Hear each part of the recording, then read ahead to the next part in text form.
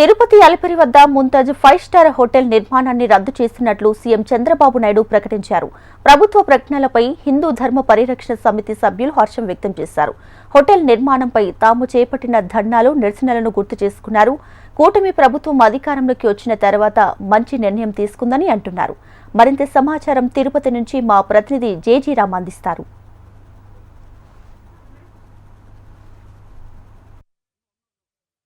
Tirupati zoo park పరిధిలో నిర్మిస్తున్నటువంటి ముంతాజ్ హోటల్కి ఎట్టికేలకు check పడింది.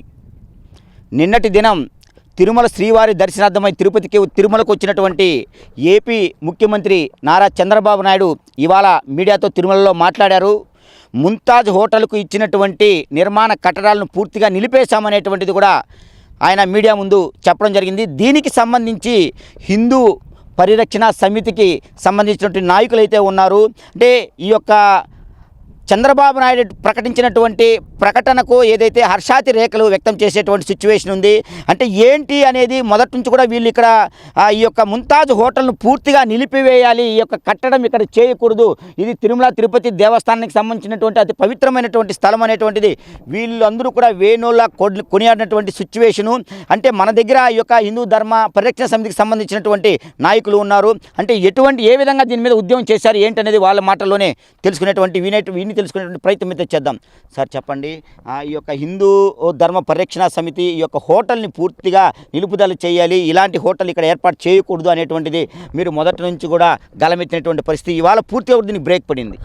ఇది చాలా ఆనందించదగ్గ విషయం అండి. ఎంతో ప్రతి హిందువు పండగ చేసుకున్నటువంటి సందర్భం ఇది కూడా మాకు ఒక పండగ లాంటి నిర్ణయం ఈరోజు మన గౌరవ ముఖ్యమంత్రి వర్యులు నారా చంద్రబాబు నాయుడు గారు ఇచ్చినటువంటి ప్రకటన ఏదైతే ఉందో, వారి యొక్క మనవడు పుట్టినరోజు సందర్భంగా తిరుమలకు వచ్చి తను ఇచ్చినటువంటి ప్రకటన చాలా ఆనందంగా ఉంది.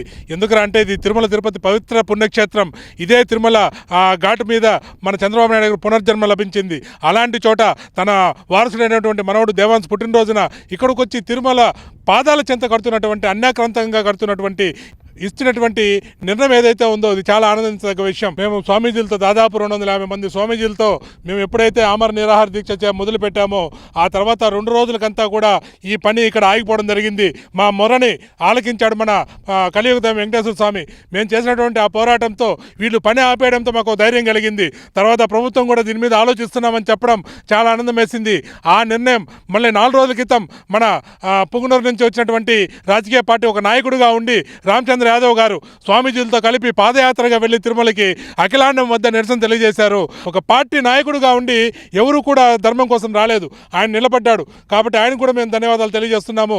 ఇది సమిష్టి కృషి, ఇది ప్రతి ఒక్క హిందూ బంధువు ఇంకా ముఖ్యంగా చెప్పాలంటే మాకన్నా కూడా మన మీడియా మిత్రులు ఎవరైతే ఉన్నారో మమ్మల్ని వెన్నంటి మా యొక్క శోషని ప్రజలకు తెలియజేసినందుకు ముందుగా నేను మీడియా అందరూ కూడా శిరస్సు వంచి ఈ అభినందనలు మీతో పాటు మేము పంచుకోవాలని మేము కోరుకుంటున్నాము.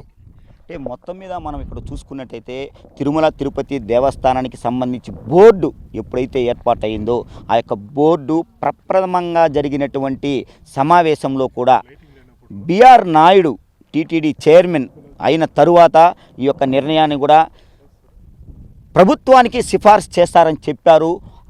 చెప్పినప్పటి నుంచి కూడా పూర్తి స్థాయిలో ఆ చెప్పిన 1-2 రోజుల్లో కూడా స్టార్టింగ్లో జరిగినటువంటి పనుల్ని స్టాప్ చేశారు. అటు తర్వాత మనం చూసుకున్నట్టయితే విపరీతమైనటువంటి ఇసుకని ఇక్కడికి తోలడం డంప్ చేయడం జరిగింది. పెద్ద పెద్ద ఇసుక దిబ్బలన్నీ కూడా ఇప్పుడు మనం ఇక్కడ చూడవచ్చు. టోటల్గా కూడా దాదాపు 20 ఎకరాల్లో ఈ యొక్క ముంతాజ్ హోటల్ నిర్మాణం అయితే చేపట్టారు. ఇక్కడ స్పా సెంటర్ కావచ్చు, అంటే మటన్ చికెన్ లాంటివి కూడా సప్లై చేయటము, అంటే ఇటువంటి హోటల్ని ఇక్కడ పూర్తి స్థాయిలో నిలుపుదల చేయాలి. ఇటువంటి నిర్మాణం కట్టడం ఏదైతే ఉందో ఇది ఇక్కడ ఎట్టి పరిస్థితుల్లో ఉండకూడదు అనేటువంటిది ఇక్కడ ఉన్నటువంటి అంటే ఈ యొక్క హిందూ ధర్మానికి పరిరక్షణ సమితికి సంబంధించినటువంటి సభ్యులు కావచ్చు. ఆ 2 రోజుల క్రితం మనం చూసుకున్నట్టయితే ఈ యొక్క బీసీవై పార్టీ నాయకుడు రామచంద్ర యాదవ్ కూడా తిరుమలకి అబ్బాయి కాలినడకను కూడా వెళ్ళారు. వెళ్ళిన తర్వాత అక్కడ శ్రీవారికి కూడా విన్నవించుకోవడం జరిగింది. అంటే జరిగినటువంటి ఈ యొక్క పరిణామాలని ఇవాళ ఏపీ ముఖ్యమంత్రి చంద్రబాబు నాయుడు తన యొక్క నిర్ణయాన్ని ప్రకటించడంతో కూడా వీళ్ళందరిలో కూడా పూర్తిగా హర్షాతి రేఖలైతే వెల్లువెత్తాయని చెప్పవచ్చు. కెమెరామెన్ సుబ్బుతో జే